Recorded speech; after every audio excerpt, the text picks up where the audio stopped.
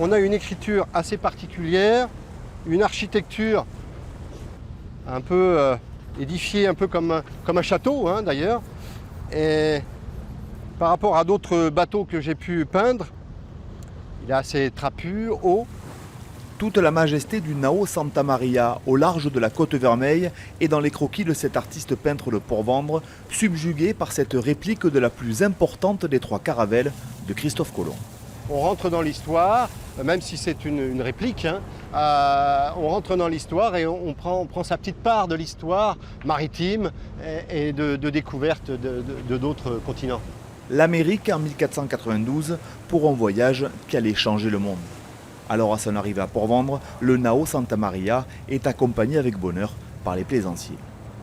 Rien à voir avec le magnifique Belém, l'Hermione que nous avons accueilli il n'y a pas très longtemps. C'est un petit bijou. Et c'est la 3e réplique historique que le bateau accueilli cette année par la commune qui veut en faire une spécialité.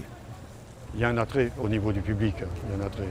Et surtout des retours très intéressants concernant la ville en termes d'image, en termes de retombées sur l'ensemble du commerce local et en termes d'image pour le port aussi bien sûr.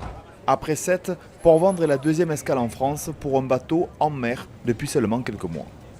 C'est la fondation Nao Victoria, qui est une fondation espagnole basée à Séville, qui est spécialiste en répliques de bateaux historiques et qui a construit ce bateau pour célébrer cet héritage et pour le promouvoir autour du monde.